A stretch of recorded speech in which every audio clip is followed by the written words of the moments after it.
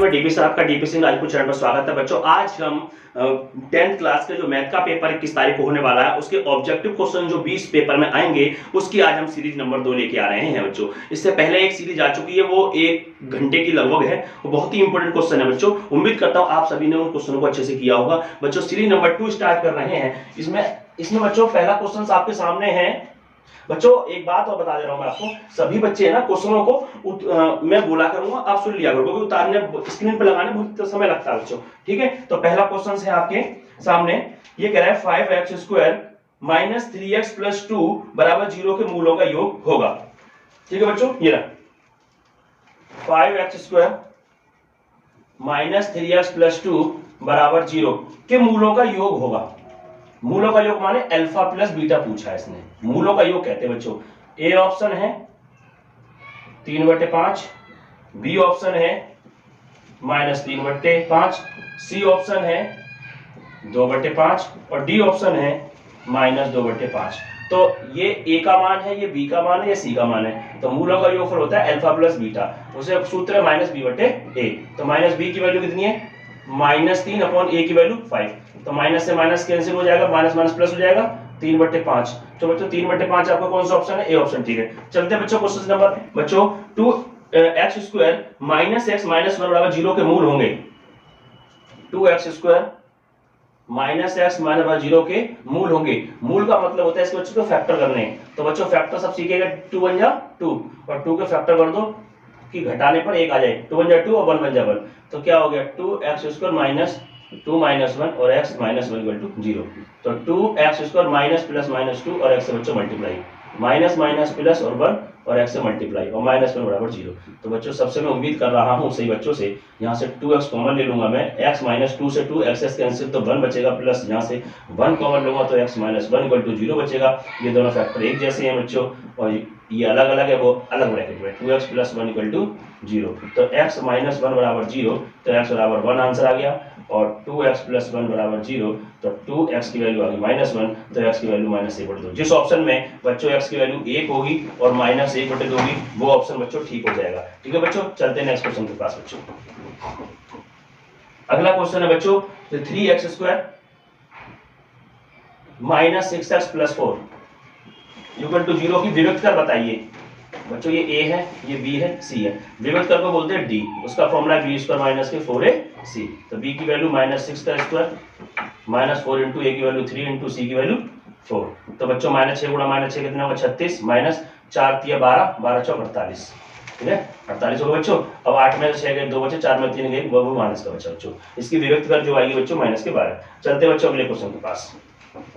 अगला क्वेश्चन है बच्चों समीकरण 3x² और -6x plus k equal to 0 के मूल समान है, तो k का मान बताओ। मूल समान है या बराबर है, बराबर है, उसका सूत्र है d बराबर 0 और d होती है विभक्त का, उसका फॉर्मूला b² माइनस के 4ac बराबर 0। इसको हम ऐसे b² बराबर 4ac लिख सकते हैं। b का मान कितना -6, 4 इंटू a की वैल्यू 3, c की वैल्यू k। तो 6 गुणा 6 36 बराबर 4 3 12 मल्टीप्लाई k और 12 3 36, तो k की वैल्यू बच्चों आ गई कितनी 3। उम्मीद करता हूँ हर बच्चा समझ रहा होगा। प्लीज क्वेश्चनों को आप नोट डाउन करते रहिए बच्चों। ठीक है, मैं आगे चलता रहूंगा। अगला क्वेश्चन से बच्चों समीकरण 3x² 4x बराबर 0, 3x² माइनस 4x बराबर 0 के मूलों का गुणनफल बताइए। पहले बच्चों इक्वेशन को सही रूप में लिखने का तरीका जो होता है वो ये होता है ax² plus bx plus c बराबर 0। अच्छा, मूलों का योगफल जो होता है अल्फा प्लस बीटा वो होता है -b/a और अल्फा गुणा बीटा होता है वो होता है c/a। तो इसने मूलों का गुणनफल पूछा है, माने अल्फा गुणा बीटा पूछा है। तो बच्चों देखेंगे इसको सही से लिखेंगे 3x² माइनस के 4x, इसमें कांस्टेंट नहीं है तो 0 मान लेंगे बच्चों। तो अल्फा गुणा बीटा जो होता है वो होता है c/a। तो बच्चों c की वैल्यू कितनी है 0 और a की वैल्यू कितनी है 3। इसको इससे डिवाइड करेंगे तो बच्चों क्या आ जाएगा 0। उम्मीद करता हूं हर बच्चों को ये वाली बात अच्छे से समझ में आ रही होगी। तो द्विघात समीकरण 3x² minus 12x plus m बराबर 0 के मूल बराबर है, तो m का मान बताओ। के मूल बराबर हैं तो m का मान बताओ। तो बच्चों मूल बराबर होने की कंडीशन अभी लिखवाई थी मैंने, d बराबर 0 और d की वैल्यू बी स्क्वायर माइनस के 4ac अपॉन 0, बी स्क्वायर बराबर 4ac। तो b का मान कितना है माइनस के 12 का स्क्वायर बराबर 4 इंटू ए की वैल्यू 3 और c की वैल्यू बच्चों m। तो -12 गुणा -12 लिख देंगे इसको 4 दिया 12 गुणा m, 12 से 12 कट गया माइनस माइनस प्लस, तो 12 बराबर आ गया m। तो m की वैल्यू बच्चों आ गई 12। तो उम्मीद करता हूँ हर बच्चे को, बच्चों ये क्वेश्चन बहुत ही इंपॉर्टेंट है, जैसे मैं आपको समझा रहा हूँ बच्चों, बहुत दृष्टि है इसकी इंपॉर्टेंट हो, बहुत ही इंपॉर्टेंट है बच्चों। अब अगला क्वेश्चन है बच्चों, x square plus 2x minus P बराबर 0 का एक मूल -2 है, तो p का मान बताओ। तो p का मान बताओ बच्चों। इस इक्वेशंस का ये मूल है, इसका मतलब जिसका जो मूल होता है, जिस इक्वेशन का जो मूल होता है वो मूल उस इक्वेशन को सेटिस्फाई करता है। तो उसको सेटिस्फाई करा दीजिए, ये इसमें रख दो इसकी वैल्यू -2 का स्क्वायर प्लस 2 -2 माइनस पी बराबर 0। तो -2 गुणा -2 लिख देंगे इसको, और माइनस के 2 दूनी 4, इस नेगेटिव पी को दे दिया प्लस का पी हो जाएगा। तो मुझे पी की वैल्यू निकालनी है, माइनस माइनस प्लस 2 2 4, माइनस के 4 बराबर पी, और फिर ये कट के 0 आ गया। तो पी की वैल्यू बच्चों क्या आ गई 0। उम्मीद करता हूँ हर बच्चों को समझ में आ रहे हैं। नेक्स्ट क्वेश्चन बच्चों, अगला क्वेश्चन है एक्स स्क्वायर अपॉन 4 बराबर 9, और क्वेश्चन कह रहा है का हल है। बच्चों अपने ऑब्जेक्टिव क्वेश्चन से ध्यान रखना, कैची उड़ा कर दीजिए। एक्स स्क्वायर 9 चौक 36 और x बराबर अंडर रूट में 36, अंडर रूट से पहले प्लस माइनस लगाना ना भूलें बच्चों, प्लस माइनस 36 का मतलब हो गया 6। जिस ऑप्शन में प्लस माइनस 6 होगा वो right answer. X square minus 4x समीकरण 3x स्क्वायर माइनस के 4x और माइनस के बराबर 0, और कह रहा है विभक्त कर 88 है, इसकी जो विभक्त कर जो d है वो 88 है। तो कह रहा है k की वैल्यू बताओ। तो विभक्त कर का फॉर्मूला क्या होता है, बी स्क्वायर माइनस के 4ac बराबर 88 दे रखा है। तो b की वैल्यू कितनी है बच्चों, b की वैल्यू है माइनस के 4, तो -4 का स्क्वायर माइनस 4 इंटू ए की वैल्यू 3 इंटू सी की वैल्यू है माइनस के बराबर 88। तो 4 -4 गुणा -4 हो गया 16, और माइनस माइनस प्लस 4 दिया 12, 12 के बराबर 88, तो 12 के बराबर हो गया 88। ये 16 इधर चला गया तो माइनस के 16 हो जाएगा। 12 के बराबर 8 में से 6 गए तो 2 बचे, 8 में से 1 गया 7, और 12 छिक्के हो गए 72। बच्चों के की वैल्यू आ गई 6। उम्मीद करता हूँ हर बच्चों को ये बात समझ में आ रही होगी। के किस मान के लिए, मतलब के की वैल्यू पूछ रहा है, के किस मान के लिए समीकरण युग्म माने x minus 2y equal to 3, और दूसरी इक्वेशन है बच्चों 3x plus ky equal to 1 का एक अद्वितीय हल है, का एक अद्वितीय हल है। अद्वितीय हल बच्चों मैंने तुम्हें बता रखा है a1 b1 और c1। a1 1 है, b1 -2 है और c1 है आपका 3।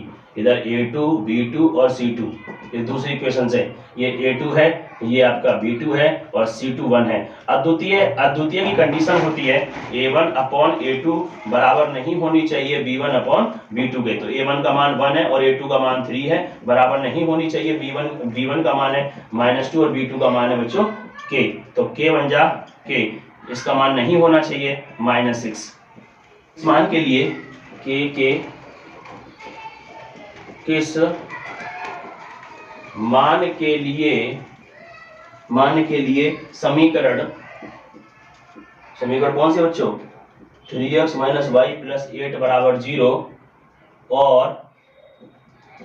और 6x माइनस के वाई इक्वल टू -16 संपाती रेखाएं निरूपित करती हैं।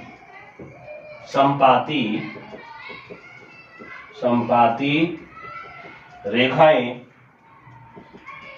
निरूपित करती हैं। बच्चों संपाती रेखाएं, संपाती का मतलब होता है एक लाइन के ऊपर ही दूसरी लाइन हो, उसे बोलते हैं संपाती रेखाएं। तो बच्चों a1 है, ये b1 है, ये c1 है, ये a2 है, ये b2 है, और बच्चों इसको इधर ले आएंगे, ध्यान रखना बच्चों a1 b1 और c1, a2 b2 और c2, तो ये A1 3 है, यहाँ 1 मान लो -1 है, और C1 क्या है 8, इसका C1 इधर है तो उसका भी C2 इधर होना चाहिए।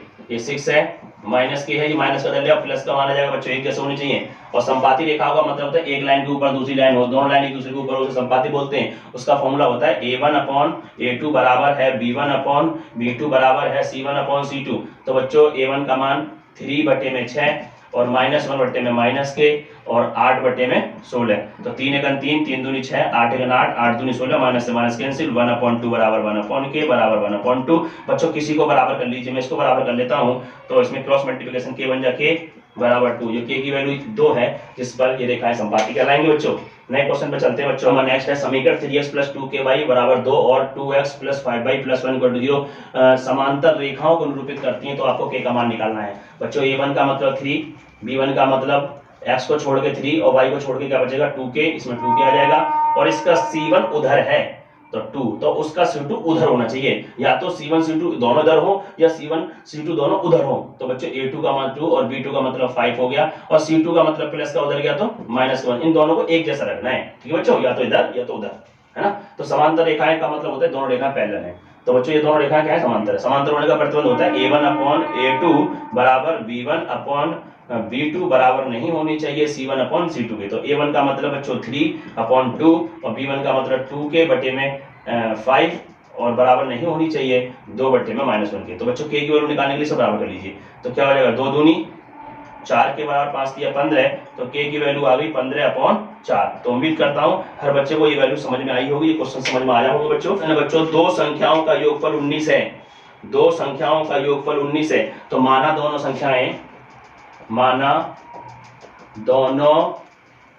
संख्याएं x तथा y हैं। क्वेश्चन क्या कह रहा है बच्चों, ध्यान सुनिए। दो संख्याओं का योगफल 19 है और उनका अंतर 7 है। तो दो संख्या मैंने मान ली x तथा y है, तो इनका जो योगफल होगा x + y वो तो 19 होगा, और इनका जो डिफरेंस है वो कितना है 7।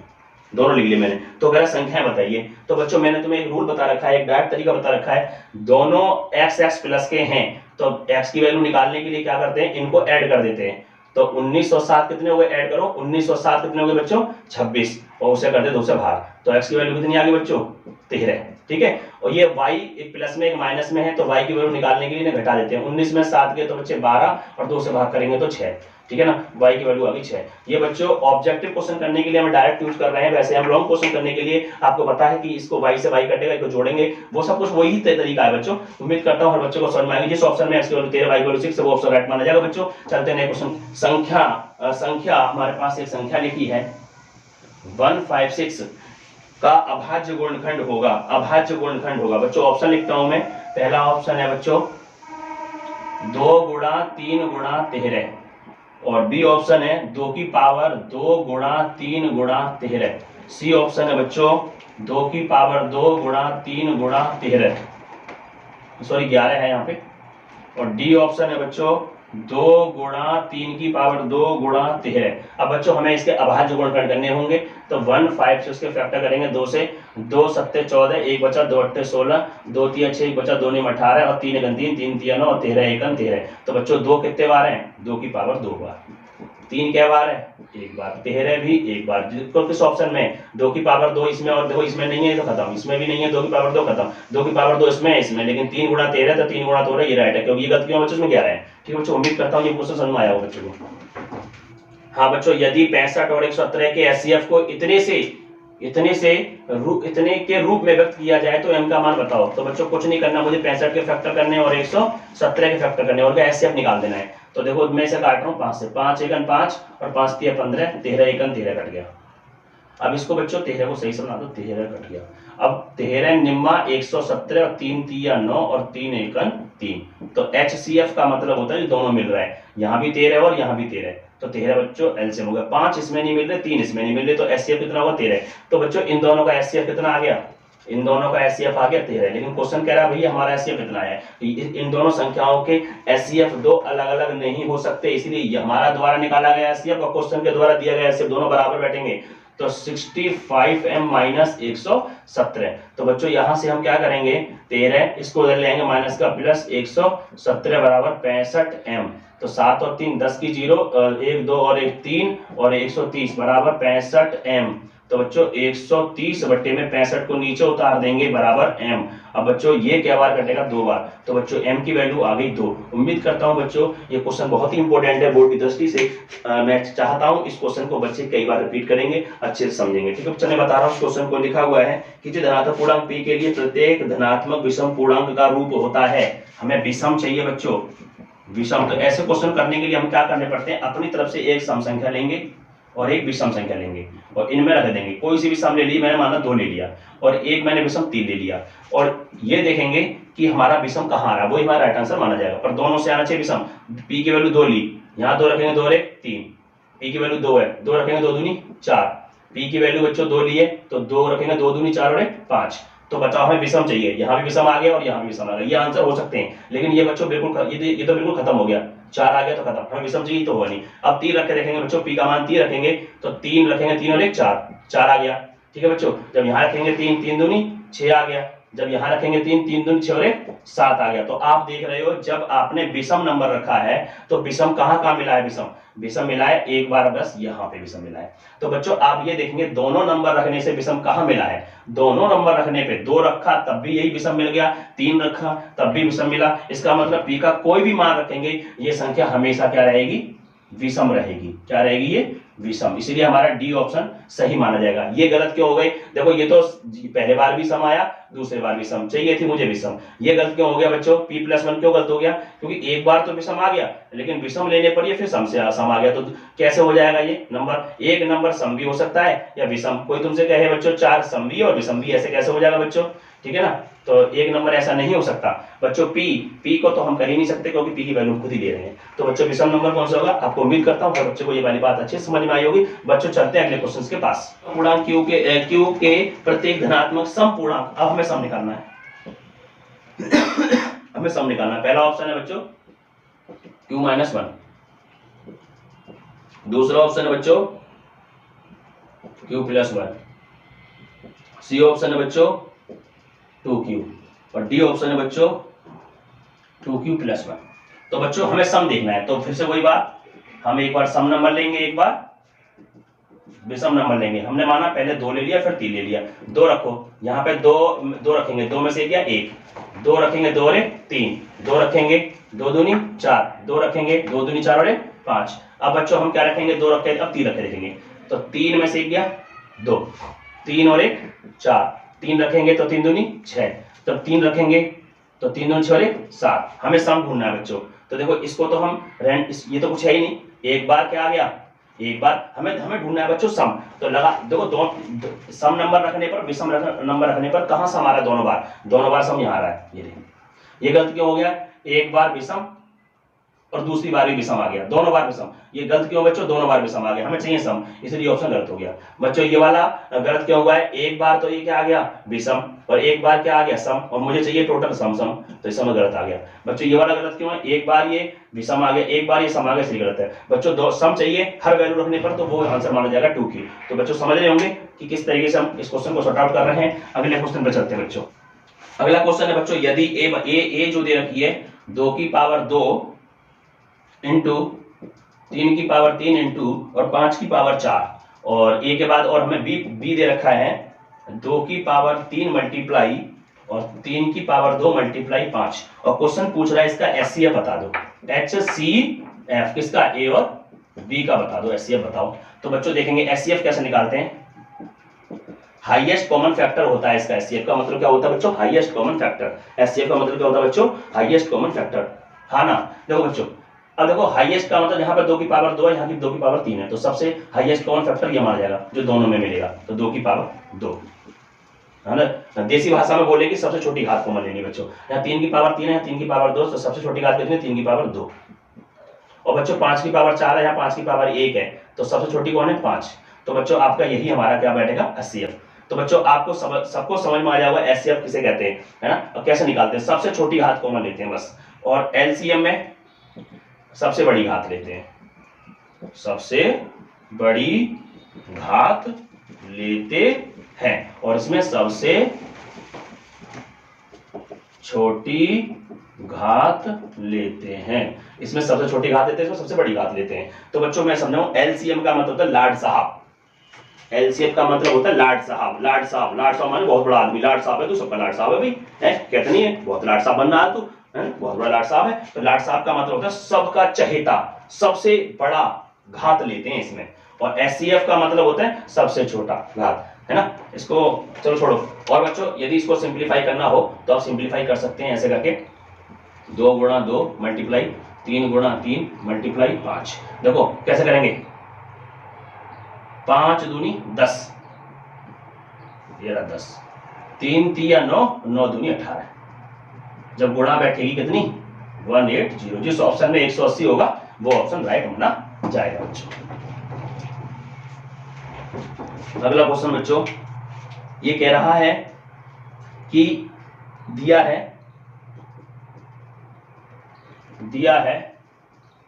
लासा, लासा माने लाड साहब, कितना 132,288 का कितना दिया है 3168। तो कह रहा है मासा बताओ, मासा बता दो 132,288 का।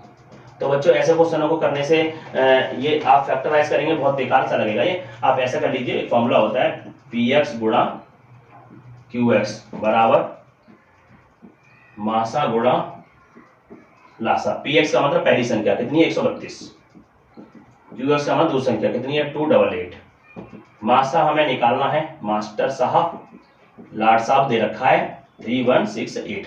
बच्चों अब इसको कैसे कर सकते हैं, इसको आप इसको नीचे ले आइए, ये यहीं काट दो पहले, 2 छिक्के 12 और फिर 2 छिक्के 12, फिर 2 से काट दो, 2 एकन 2, 1 बचा, 2 पंजे 10, 1 बचा, 2 अट्ठे 16, फिर 2 चौक 8, फिर काटो से 2 तिया 6, 2 तिया 6, फिर 2 से काट दो, 2 सत्ते 14, 1 बचा, 2 ने 18 और 2 दूनी 4। अब बच्चों देखो ये 3 से कट जाएगा, 3 एकन 3, 3 एकन 3, फिर 3 से काट दो, 3 दूनी 6 है ना, 1 बचा, 3 छिंग 18, 1 बचा, 3 चौक 12, फिर देखो किससे काट रहा है 11 से कट रहा है, हाँ बिल्कुल 11, 11 दूनी 22, 11 चौक 44। तो बच्चों कितना आएगा 288 बराबर मासा गुणा 24, है ना 288, इसके नीचे 24 को ले आओ और हमारा निकल के आ गए मास्टर साहब 2 एकन 2, 2 दूनी 4, 2 एकन 2, 2 चौगाट 2 चौगाट, और भैया 12 से 12 बार कट जाएगा।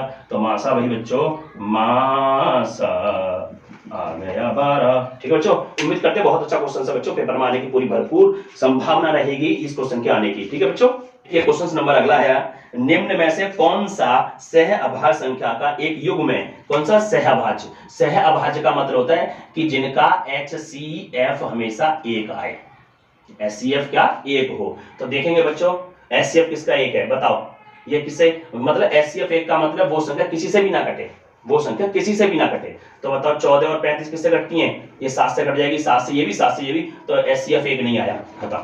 बच्चों देखो 31 और 93, 31 से ये भी कट जाएगी, 31 से ये भी कट जाएगी, और HCF आना चाहिए 1, आ कितना रहा 31, ये भी खत्म। बच्चों 32 और 62 किससे कटेगी, 2 से कट रही है, लेकिन HCF इसका क्या आना चाहिए 1, लेकिन नहीं आया 1, खत्म। 18 25 एक ऐसी संख्या है जो किसी भी टेबल से नहीं कटेंगे, इसका मतलब उनका HCF 1 होगा। ऐसी संख्या को बोलते हैं सहअभाज्य संख्या। बच्चों चलते हैं अगले क्वेश्चन के पास। क्वेश्चन बच्चों क्या कह रहा है, शांत दशमलव संख्याओं में व्यक्त हो सकने वाली परमेय संख्या बताओ। शांत, तो बच्चों हमें क्या करना होता है, फैक्टर करने होते हैं इनके। तो कितने 164 के फैक्टर करो, 2 अट्ठे 16, 2 दूनी 4, 2 चौक 8, 2 एकम 2, है ना। मैंने कैसे काटा 2 अट्ठे 16, 2 दूनी 4, 2 चौक 8, 2 एकम 2, फिर 41 एक 39, इसके फैक्टर करो 30 के। तो बच्चों 2 से करेंगे तो 15 बार, और 3 पंजे 15 और 5 एकम 5। बच्चों 625 के फैक्टर करेंगे तो 5 एकम 5, 5 10, 5 पंजे 25, 5 दूनी 10, 5 पंजे 25, 5 पंजे 25 और 5 एकम 5। बच्चों 462 के फैक्टर करेंगे, 2 दूनी 4, 2 दूनी 4, 2 3 6, 2 एकम 2, अब 231, शायद 231 से ही कट जाएगा। ठीक है बच्चों, तो बच्चों शांत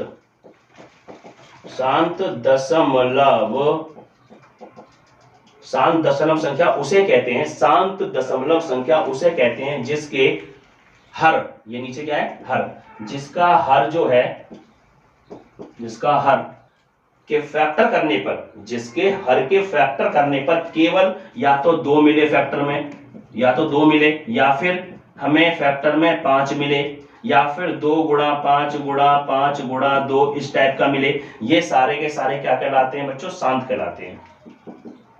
शांत। मैं फिर से बता रहा हूं बच्चों, शांत दशमलव संख्याएं उन्हें कहते हैं जिसके हर के फैक्टर करें उसमें 2 और 5 ही मिलें, या तो दो ही रहे सब में, या केवल 5 रहे सब में, या 2 और 5 भी आ सकते हैं। इनके अलावा कोई और भी आ गया गलती से तो वो शांत दशमलव संख्या नहीं कहलाएगी। तो बच्चों देखते हैं, इसमें 2 के अलावा 41 भी है, इसका मतलब शांत नहीं है। अब 131/30, इसमें 2 तो है, चलो 5 दिए, लेकिन 30 ने भसड़िंग कर दी है, खत्म मामला।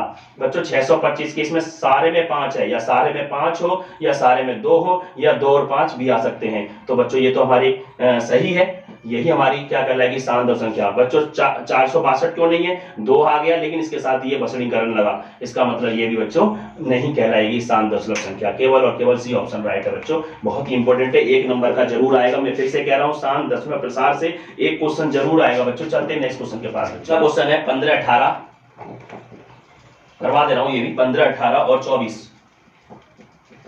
और 24 का एलसीएम बताओ, लासा बताओ, लाटसा बताना है। तो कुछ नहीं करना, 15 के फैक्टर कर लो सारे बच्चे, 3 पंजे 15, 5 गुणे 5, 18 के फैक्टर कर लो, 2 ने 18, कई तरीके करने के, ध्यान रखना, 2 ने 18, 3 तिया 9, 3 एकम 3। बच्चों 24 के करेंगे, 2 का 2 4, 2 छक्के 12, 2 तिया 6, 3 एकम 3। तो सबसे पहले ध्यान देंगे इसका निकाल लो एलसीएम। तो बच्चों 15 के फैक्टर करें तो 3 गुणा 5 आ गया, और 18 के फैक्टर करें तो 2 गुणा 3 की पावर 2 आ गई।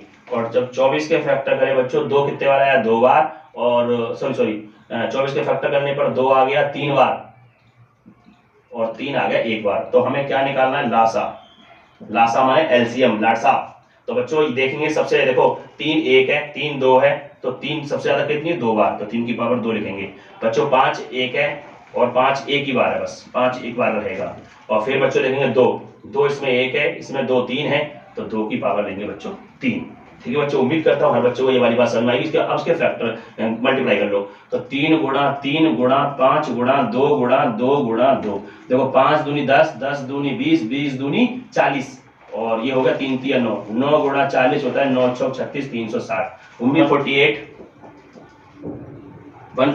और 185, 148 बटे में 185 का सरलतम रूप लिखिए। बच्चों कुछ नहीं करना, सरलतम रूप में काटना होता है, किसी टेबल से काट दिए बस। किससे कट रहा बताओ, कोई दिक्कत नहीं है बच्चों सरलतम रूप में लिखने में। तो क्या करेंगे, फैक्टर कर लो, 148 के फैक्टर, 2 सत्ते 14, 2 चौक 8, फिर 2 से 2 तिया 6, 2 सत्ते 14, और 37 एकम 37। अब 185 के भी कर लो ऐसे ही। तो बच्चों 2 से तो कटे ना, फिर 37 से कट जाएगा। देखो 37 क्या बार गया, 5 बार गया, 37 पंजे 185, और 5 एकम 5, चेक कर लीजिए, है ना। तो ऊपर वाले के फैक्टर आ गए 2 गुणा 2 गुणा 37, और नीचे वाली संख्या के फैक्टर आ गए 37 गुणा 5। तो बच्चों इससे ये कट गया, तो ऊपर बचा 2 दूनी 4, नीचे बचा 5, सरलतम रूप आ गया 4/5। ठीक है बच्चों, चलते हैं नेक्स्ट। तो त्रिज्या आर वाला कोई वृत्त है बच्चों, त्रिज्या आर वाले वृत्त के उस त्रिज्या खंड का क्षेत्रफल बताओ जिसका कोण P डिग्री निम्नलिखित है।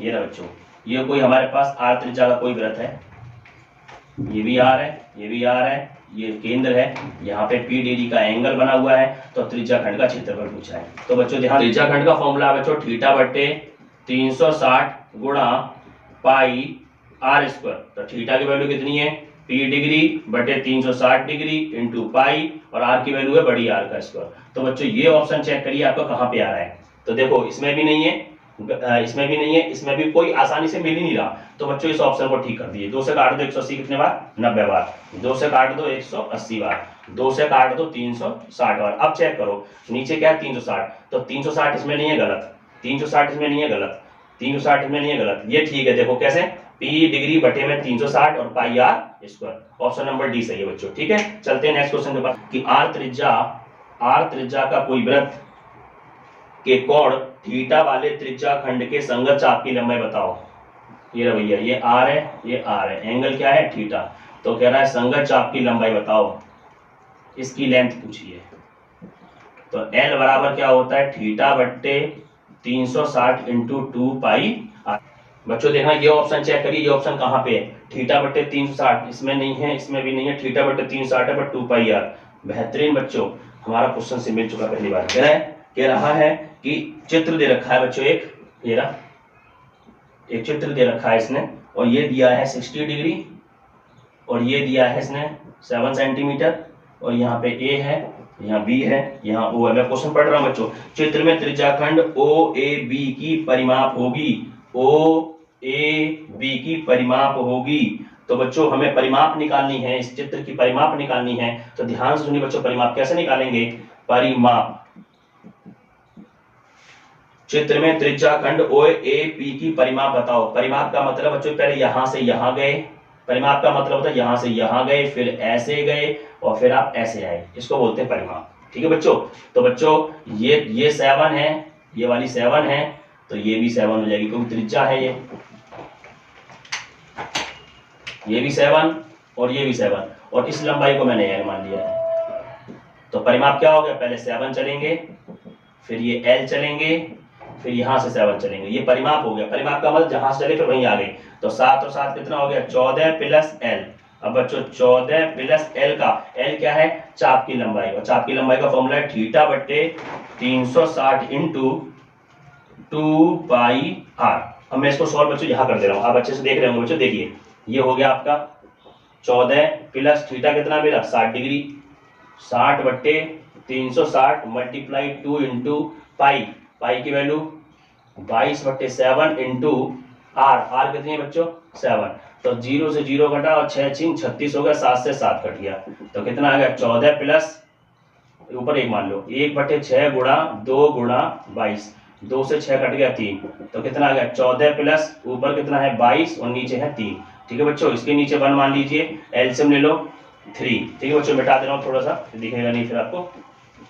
तो बच्चों इसकी इसमें गुणा करेंगे, 14 हो गया 42 और प्लस 22, तो जोड़कर कितना आ गया? 2 और 2 4, और 4 और 2 6 बटे में 3। ठीक है बच्चों, ये हमारा परिमाप हो गया। 64 मैदान का क्षेत्रफल, एक वृत्ताकार मैदान है और इसका क्षेत्रफल, इसका जो एरिया है वो दे रखा है कितना? 616 सेंटीमीटर स्क्वायर। तो उस वृत्त की परिधि बताओ, इसकी परिधि बतानी है मुझे, इसकी परिधि बतानी है। तो बच्चों वृत्त का क्षेत्रफल ए क्या होता है? पाई आर स्क्वायर। तो बच्चों क्षेत्रफल कितना दिया? 616, और पाई की वैल्यू 22/7 इंटू आर, आर हमें पता नहीं, तो काट दो बच्चों 11 से, है ना?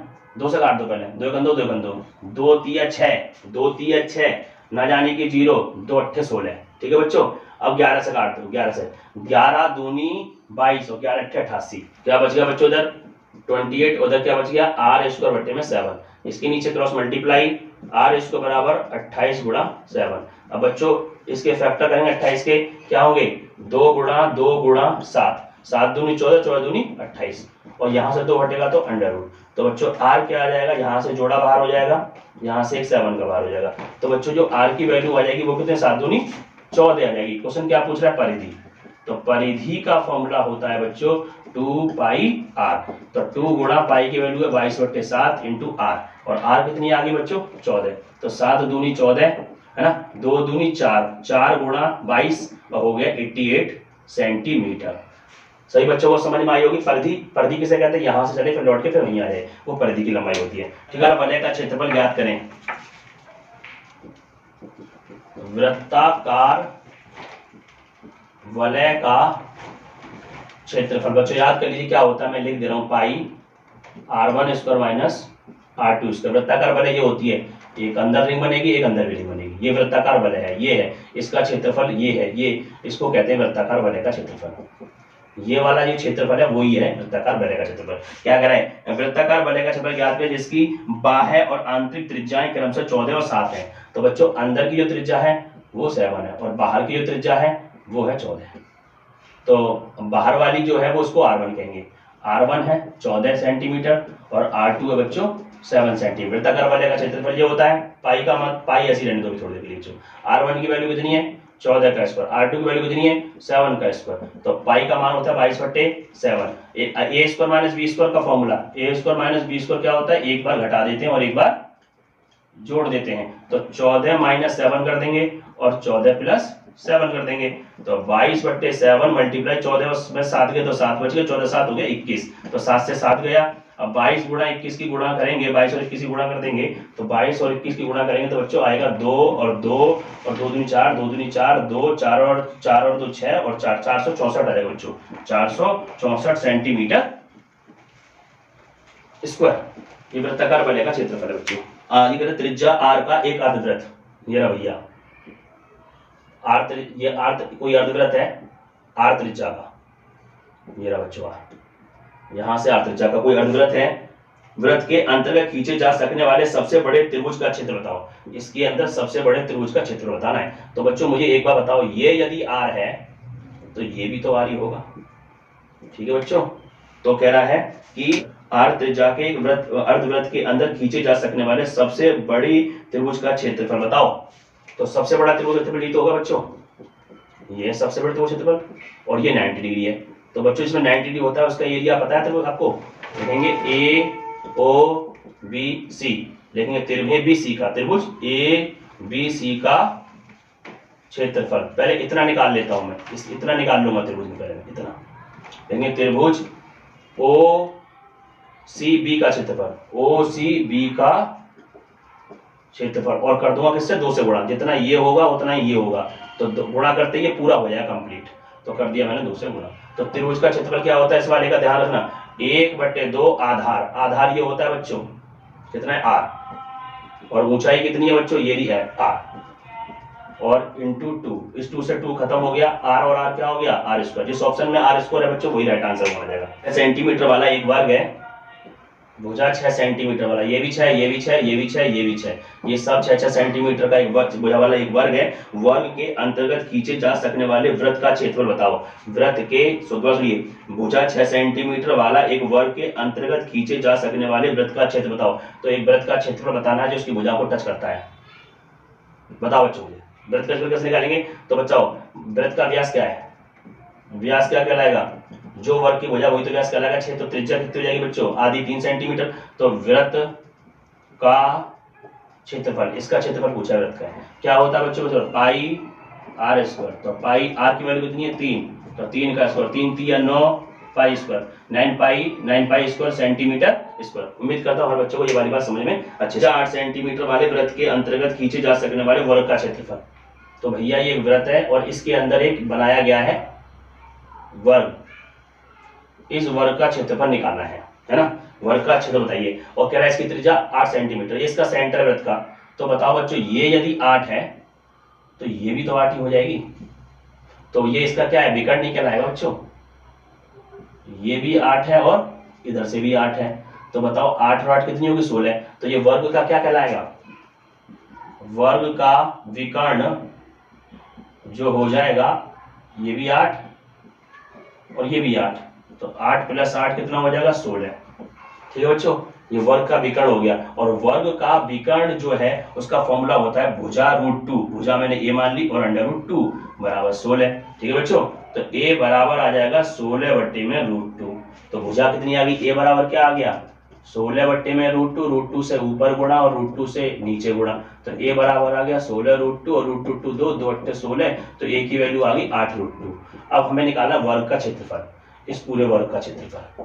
तो लिखेंगे वर्ग का क्षेत्रफल होता है भुजा स्क्वायर, क्या होता है बच्चों, भुजा स्क्वायर। भुजा कितनी है मेरी 8√2 का स्क्वायर, तो इसको 2 बार लिखेंगे, 8√2 × 8√2, तो 8 8 होता है 64 और √2 होता है 2, तो 4 दूनी 8, 6 दूनी 12 सेंटीमीटर स्क्वायर, 128 सेंटीमीटर स्क्वायर। बच्चों यदि एक वृत्त का परिमाप, ये वृत्त का परिमाप जो है, वृत्त का परिमाप अपने ही क्षेत्रफल के संख्यात्मक रूप से बराबर है, मतलब वृत्त का क्षेत्रफल, मतलब वृत्त का परिमाप जो है, यानी इस वृत्त का परिमाप अपने ही क्षेत्रफल के बराबर है। परिमाप का मतलब यहां से चले फिर यहीं आ गए, उसको तो बोलेंगे परिमाप, वो होती है परिधि के बराबर 2πr।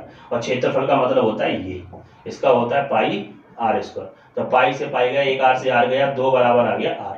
तो r की वैल्यू क्या आ गई 2। क्वेश्चन पूछ क्या रहा है हमसे, वृत्त की त्रिज्या बताइए, 2 सेंटीमीटर। ओके चलते हैं नए क्वेश्चन के पास। क्वेश्चन बच्चों, एक समान त्रिज्या r के 2 अर्धगोलों को उनके आधारों से जोड़ा जाता है, तो जब नए ठोस का वक्र पृष्ठीय क्षेत्रफल बताइए।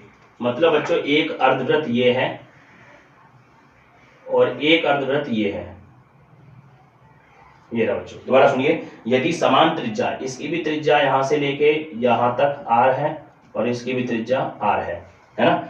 यदि समान त्रिज्या r के दो अर्धगोलों को उनके आधारों से जोड़ दिया जाए तो नए ठोस का वक्र पृष्ठीय क्षेत्रफल, जब इन्हें जोड़ देंगे तो इस तरीके से बन जाएगी, ये क्या बन जाएगा, पूरा गोला बन जाएगा। तो गोले का वक्र पृष्ठीय जो क्षेत्रफल होगा वो क्या कहलाएगा बच्चों, गोले का वक्र क्षेत्रफल पूरे गोले का क्या होता है 4πr²। ठीक है बच्चों, चलते हैं नए क्वेश्चन के पास। एक धातु के ठोस गोले की त्रिज्या 10 सेंटीमीटर है, एक धातु का गोला है उसकी त्रिज्या 10 सेंटीमीटर है। ठीक है बच्चों, उसको पिघलाकर 2 सेंटीमीटर त्रिज्या की गोलियां बनाई गई, इसको पिघला दिया। ठीक है बच्चों, इसको क्या कर दिया, इसको पिघला दिया, इसको पिघलाकर और क्या बना दी, गोलियां बना दी, बहुत सारी गोलियां बना दी। ठीक है ना, गोलियां बना दी और 2 सेंटीमीटर की गोलियां बनाई गई।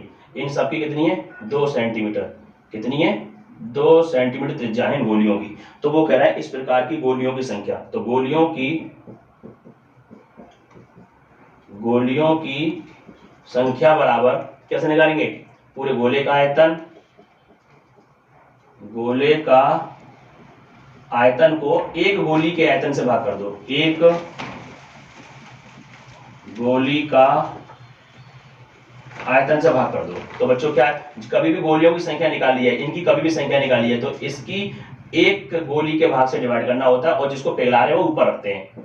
तो गोले का आयतन क्या होता है 4/3 पाई r³, r कितनी है 10 का क्यूब, और गोली का आयतन बोलो 4/3 पाई r कितनी है इसकी 2 सेंटीमीटर, 2 का क्यूब, 4/3 से 4/3 गया, पाई से पाई गया। इसका मतलब बच्चों ध्यान देंगे 10 की पावर 3 का मतलब होता है 10 गुणा 10 गुणा 10, और 2 की पावर 3 का मतलब है 2 गुणा 2 गुणा 2, 2 से 10 5 बार, 2 से 10 5 बार, 2 से 10 5 बार, 5 गुणा 5 गुणा 5 होता है बच्चों 125 संख्या, गोलियों की संख्या 125 होगी। हेलो बच्चों, आज जो बहुविकल्प क्वेश्चंस की जो सीरीज नंबर 2 थी बच्चों, आज वो कंप्लीट हुई है। मैंने कंप्लीट मैथ से सारे ऑब्जेक्टिव क्वेश्चंस जो आने वाले हैं मैथ में 21 तारीख को मैंने कंप्लीट कराए बच्चों, एक भी क्वेश्चन इससे बाहर नहीं जा सकता। आपको ये दोनों वीडियो अच्छी तरीके से देखनी होंगी। बच्चों क्वेश्चन नंबर अगला है, एक संख्या को जब 73 से भाग दिया जाता है तो भागफल 34 तथा शेषफल 23 प्राप्त होता है, तो संख्या ज्ञात कीजिए। तो बच्चों आपने कॉन्सेप्ट पढ़ा होगा बच्चों, आपने ये कॉन्सेप्ट पढ़ा होगा, जब किसी संख्या में किसी भाग देते हैं बच्चों, जिसमें भाग देते हैं वो कहलाता है भाज्य और जिससे भाग करते हैं वो कहलाता है भाजक, और जो इधर आता है वो होता है भागफल, और बच्चों नीचे जो रिमाइंडर होता है वो शेषफल होता है। तो बच्चों इसका फॉर्मूला होता है ये, इसका फॉर्मूला होता है ये, भाज्य बराबर होता है भाजक गुणा भागफल और प्लस शेषफल, इन दोनों की क्या कर देते हैं बच्चों मल्टीप्लाई, भाजक गुणा भागफल और प्लस शेषफल जोड़ देते हैं तो वो संख्या प्राप्त हो जाती है, भाज्य माने वो संख्या प्राप्त हो जाती है। तो बच्चों हमारा क्वेश्चन है भाजक कितना दिया 73 गुणा भागफल कितना है बच्चों 34 और प्लस शेषफल हमारा कितना है 23। अब बच्चों इन दोनों की मल्टीप्लाई करेंगे 73 की 34 से, तो 4 तिया 12 का 2 हाथ से लगाए 7 चौक 28 और 29, मल्टीप्लाई 3 तिया 9 और 7 तिया 21, तो 2 9 9 18, 2 3 और 1 4 और 2 बच्चों आ गई मल्टीप्लिकेशन 2 4 8 2 और प्लस 23 इसमें ऐड कर दो, इसमें 23 जोड़ दो, तो 3 और 2 5, 8 और 2 10, 4 और 1 5 और बच्चों 2। बच्चों ये हमारा ये आ गया 2505, ये हमारा आंसर होगा बच्चों। चलते बच्चों नेक्स्ट क्वेश्चन के बाद, पाई है। अगला क्वेश्चन तो बच्चों हमारा है पाई है। पाई क्या है, नंबर 1 ऑप्शन है एक पूर्णांक, ऑप्शन नंबर 2 है एक परिमेय संख्या, एक परिमेय संख्या, और बच्चों 3 है एक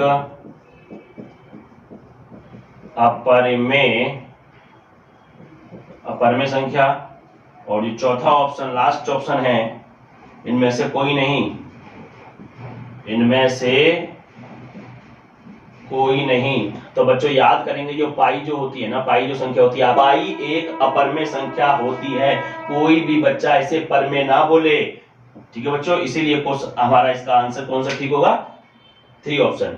यदि आपके 20 नंबर इतने मजबूत तरीके से पक्के हो जाएंगे जिससे आपको बहुत ही फायदा होगा। ठीक है बच्चों, आप समझिए 20 नंबर बहुत बहुत इंपॉर्टेंट है आपकी बोर्ड के पेपर के लिए। तो सभी बच्चों से मेरा अनुरोध है कि मेरी दोनों वीडियो फुल तरीके से देखी जाएं, अच्छे तरीके से देखी जाएं, कई कई बार देखी जाएं, जिससे कि बच्चों आपके पूरे के पूरे 20 नंबर बोर्ड में अच्छे तरीके से आ सकें। ठीक है बच्चों, और जो बच्चा हमारे चैनल पर न्यू जुड़ा है, सबसे पहले हमारे वीडियो को शेयर करें, बेल आइकन दबाना बिल्कुल ना भूलें, और चैनल को प्लीज सब्सक्राइब जरूर कर लें, क्योंकि हमारे आने वाली अगली वीडियो की नोटिफिकेशन आपके पास नहीं जा पाएगी बच्चों। और बच्चों अब आगे आने वाला लेसन नंबर 6 से मैं बताऊंगा कुछ इंपॉर्टेंट बातें। ठीक है बच्चों, मिलते हैं अगली वीडियो में। ओके, धन्यवाद, जय हिंद बच्चों।